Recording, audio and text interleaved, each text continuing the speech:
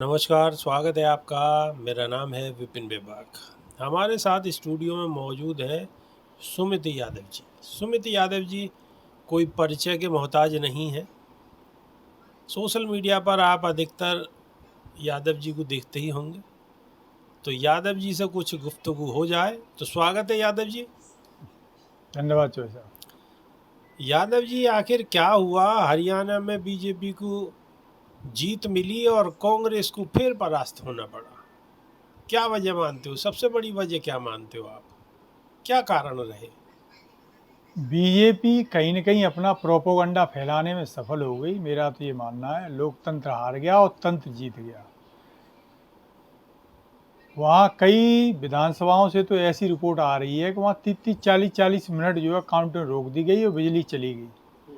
तो आप ये अंदाज़ा लगाइए कि जहाँ एक तरफ तो ये कहा जा रहा है कि हम इतने विकसित बन गए, हम साहब फलाने फील्ड में इतना आगे बढ़ गए, हम विश्व की तीसरी इकोनॉमी बनने जा रहे हैं।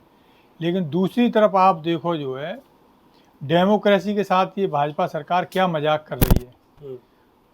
जहां वोटों की गिनती हो रही है वहां पता लगी आधा घंटे के लिए लाइटिंग पावर कट हो गई जो है, सारे सीसीटीवी कैमरे बंद हो गए हैं, कोई फुटेज नहीं है जो है। तो ये इन्होंने कोई षड्यंत्र रचा था, तो वो षड्यंत्र इनका कामयाब हो गया है। लेकिन लेकिन सुमित यादव जी, एक चीज़ भी माननी पड़ेगी, कहीं ना कहीं सत्ता पक्ष और विपक्ष दोनों ही जगह ये चर्चा का विषय रहा है कि कहीं ना कहीं भूपेंद्र हुड्डा को कांग्रेस की तरफ से ज़्यादा छूट मिलना, शैलजा और उनका कहीं ना कहीं तकरार, इसका भी कहीं ना कहीं खामियाजा भी कांग्रेस को उठाना पड़ा है। मानते हैं आप? ऐसा नहीं मानते? नहीं, ऐसा कुछ नहीं है। घर में देखो, जब 4 बर्तन होते हैं किचन में रखे जाते हैं तो वो थोड़े बहुत तो आपस में खटक जाते हैं। पर यहाँ ऐसा कुछ नहीं था कि इस हद तक चले जाएं लोग कि एक दूसरे को हराने लगें। ये तो केवल और केवल प्रचार जो है मोदी मीडिया कर रहा है इस तरह का। वो एक उसको सिलेबस दे दिया जाता है, वहाँ से एक टूल किट आ जाती है कि आज क्या आपको चलाना है, तो ये सब वही दिखा रहे हैं। बाकी ऐसा कहीं कुछ है नहीं, आप ऐसे मान लीजिए। ये तो केवल और केवल अपने आप को डिफेंड करने के लिए बीजेपी ने ये चलवा दिया है। अब आप ऐसे देखो, ये कह रहे हैं भाई अपमान कर दिया। आप कितना महिलाओं का सम्मान कर रहे थे। आप तो जो हमारी बहनें जंतर मंतर पे बैठी रही थी, उनको पता लगी उनको रुंधवा दे रहे थे आप पुलिस से जो है। तो ये वो पार्टी कह रही है जो महिलाओं का सम्मान करना जानती नहीं है। वो हमसे कह रही है कि भाई आप कांग्रेस में जो महिलाओं का सम्मान नहीं था। हमारी पहलवान बहनें वो भी ऐसी वैसी नहीं थी कि कोई गांव स्तर की हो, कोई बिल्कुल ऐसे कहीं अंतरराष्ट्रीय स्तर की जो पहलवान थी। लेकिन सुमित यादव, अगर 3-3 बार पार्टी सत्ता में नहीं रहेगी 3 पंचवर्षीय योजना में, तो कहीं ना कहीं मनोबल डाउन हो जाता है।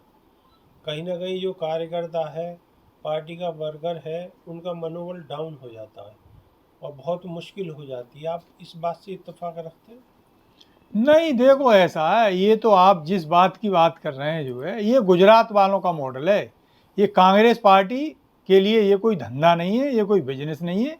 कांग्रेस पार्टी का आप इतिहास उठा के देख लीजिए। स्वतंत्रता संग्राम का जब आंदोलन चला था तो हमारी पार्टी की जो वर्कर थी उन्होंने अपने मंगलसूत्र तक दान में दे दिए थे। कई बार नेताओं ने यह आह्वान किया कि भाई धन की कमी है हमारे पास। तो इस पार्टी का ये इतिहास रहा है। लोगों ने जमीन जायदाद तो छोड़ो चौधरी साहब, हमारी बहनों ने मंगलसूत्र तक उतार के दे दिए थे। तो हमारी पार्टी कतई इस चीज़ को ऐसे नहीं लेती। हमारे यहाँ ये कोई बिजनेस मॉडल पर पार्टी नहीं चल रही है, ये तो बीजेपी चल रही है बिजनेस मॉडल पर जो है, जिसको आप गुजरात मॉडल कहते हैं। ये वही मॉडल है जिसका आप जिक्र कर रहे हैं कि ये सप्ताह के बिना रह नहीं सकते, इनको ऑक्सीजन सप्ताह से ही मिलती है इनकी पार्टी को। चलिए, आप मॉडल की बात करते हैं तो फिर हम एक और दूसरे मॉडल पे आते हैं। राहुल गांधी ओबीसी की बात करते हैं और आपकी पार्टी के ओबीसी की जो सबसे बड़े नेता हैं, उन्होंने पार्टी से रिजाइन कर दिया। ये आखिर क्या चल रहा है? नहीं, वो मीटिंग हुई थी। हमारे यहाँ इतनी डेमोक्रेसी है हमारी पार्टी में कि कोई कुछ भी कहे जो है तो उसको सुना जाता है और उसको भी अपनी बात कहने का हक दिया जाता है। तो राहुल गांधी ने मीटिंग ली थी तो कहीं कुछ गलतफहमी आपस में बन गई, लेकिन वो कैप्टन साहब ने दोबारा से जो कहा है कि मेरी तो अंतिम सांस जो है पार्टी के झंडे के नीचे ही निकलेगी, जो अंतिम सांस तक मैं पार्टी के साथ रहूँगा। तो कैप्टन वो साहब तो दोबारा से ठीक है, पार्टी के लेकिन साथ आ ऐसी गए। नौबत ही क्यों आती है कि दूसरी पार्टियों को कहने का मौका मिले, लोगों में नेगेटिविटी जाए, तो ऐसी नौबत आखिर क्यों आती है? तो मैं बता तो रहा हूँ आपको साहब, जो हमारे यहाँ इतना मिनिमम लोकतंत्र है कि आप अपनी बात कह सकें, आप नाराजगी जाहिर कर सकें, ये लोकतंत्र बीजेपी में नहीं है। तो उन्होंने, भाई आप ये मानिए, यही ऐसा अपनी बात रखने के लिए कई तरीके होते हैं, तो उन्होंने ये तरीका अपना लिया। ये बीजेपी में इतनी डेमोक्रेसी नहीं है, ये केवल और केवल डेमोक्रेसी इतनी कांग्रेस में ही है। उनकी बात सुनी गई, उन्हें लगा कि हाँ हमारी बात प्रॉपर सुनी गई है, तो उन्होंने अपना इस्तीफा वापस ले लिया। चलिए, अब आप डेमोक्रेसी का जो है एक ओढ़ना ओढ़ाए देते हैं इस बात पे, लेकिन कहीं ना कहीं सवाल तो है कि राहुल गांधी अगर ओबीसी की बात करते हैं और आपके इतने बड़े नेता और पार्टी को रिजाइन दे देते हैं, हालांकि वापसी हो गई वो ठीक है, लेकिन कहीं ना कहीं नेगेटिविटी इससे झलकती है। कहीं ना कहीं लोगों को कहने के लिए मौका मिलता है। ये बात तो आप माने या ना माने, आपकी मैं मजबूरी समझता हूँ, आप पार्टी में हैं, आप इस चीज़ को स्वीकार नहीं कर सकते, लेकिन कहीं ना कहीं इस चीज़ का नेगेटिव असर पड़ता है। चलिए, अब चलते हैं लॉरेंस बिश्नोई। तो सर, ऐसी क्या स्थिति है, क्या वजह है कि एक शख्स जो जेल के अंदर है, गुजरात में है, पुलिस की कस्टडी में है, और वो बहुत बड़े बड़े नेताओं को खुलेआम धमकी देता है, वारदातें हो जाती हैं, वारदात हो जाने के बाद उन्हें स्वीकार करता है, और फिर देश का मीडिया उन सभी विषयों पर खुलेआम चर्चा करता है। ये आखिर चल क्या रहा है? क्या चल रहा है सर ये देश में?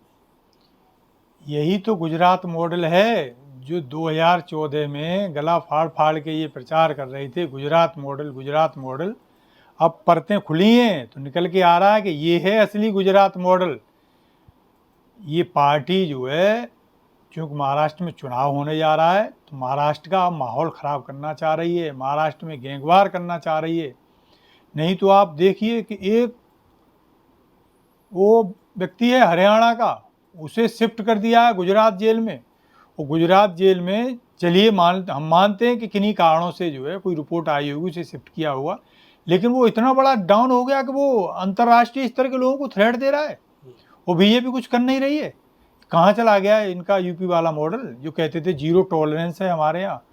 अमित शाह जी ऐसी बड़ी बड़ी ऐसी डींगे हाँकते हैं कि जिनका कोई जवाब नहीं है। लेकिन अब देख लो साहब, जो है अब नहीं, इस पर नहीं कुछ बोल रहे हैं जो है, क्योंकि ये इनके गृह राज्य की जेल में है। तो मैं तो ये मानता हूँ कि ये सरकार जानबूझ के बम्बई जैसे शहर में, जो हमारा अंतर्राष्ट्रीय शहर है, जो देश की दूसरी राजधानी माना जाता है, उसमें गैंगवार को बढ़ावा दे रही है। गैंगवार को बढ़ावा दे रही है, लेकिन एक बात और है सुमित यादव जी, कि जिस तरीके से एक नेशनल टेलीविज़न पर उसका इंटरव्यू प्रसारित किया जाता है और देश और दुनिया देखती है, इसे आप कितना जायज़ मानते हैं? एक पुलिस की कस्टडी में होने के बावजूद एक इंटरव्यू एक नेशनल टेलीविज़न पे चलाया जाता है, उसे आप कितना सही मानते हैं? एक तरफ तो आप देखिए, पुलिस कस्टडी में ये कुछ लोगों को सुरक्षित नहीं रख पाती है सरकार, और दूसरी तरफ आप देखिए पुलिस कस्टडी में जो खुलेआम इंटरव्यू हो रहे हैं, बाकायदा उनकी चैट वायरल कराई जा रही है। हमें नहीं पता वो असली हैं या नकली हैं, जो है फैब्रिकेटेड हैं, या कहीं से उन पर कुछ भरोसा किया जा सकता है, भरोसे करने लायक हैं भी हैं कि नहीं है। लेकिन आप देखो, एक व्यक्ति इतना बड़ा अपराधी हो गया कि साहब वो जो है एक जेल में बंद है, वहाँ से संचालित कर रहा है। अरे भाई, जेल में तो जयमल लगे होते हैं, जेल में तो ये व्यवस्था होती है, किसी को फ़ोन नहीं रखने दिया जाएगा। जेल, यही तो जेल होती है कि बाहर की दुनिया से आपको कट कर दिया गया। लेकिन आप देखिए, ये सरकार उसको खुलेआम स्वीकार करवा रही है कि हाँ भाई ये इतना बड़ा गुंडा है और ये वहाँ से संचालित कर रहा है गैंगवार। तो ये क्या कर रहे हैं देश के गृह मंत्री जी साहब? गृह मंत्री जी, आपसे बहुत अपेक्षाएं हैं देश के लोगों को। आपको जो चुन के भेजा है देश के लोगों ने, वो इसलिए नहीं भेजा कि आप किसी गुंडे को जो है प्रमोट करें, किसी गुंडे को इतना बड़ा बना दें कि उस सरकार में मूक दर्शक बनी देखती रहे। यदि आप जो है थोड़े से भी शांति व्यवस्था बनाए रखना चाहते हो देश में, तो मैं तो कहूँगा कि दिखाओ यूपी वाला मॉडल, तब हम माने कि हाँ भाई आप यूपी वाला मॉडल हर जगह लागू कर रहे हो।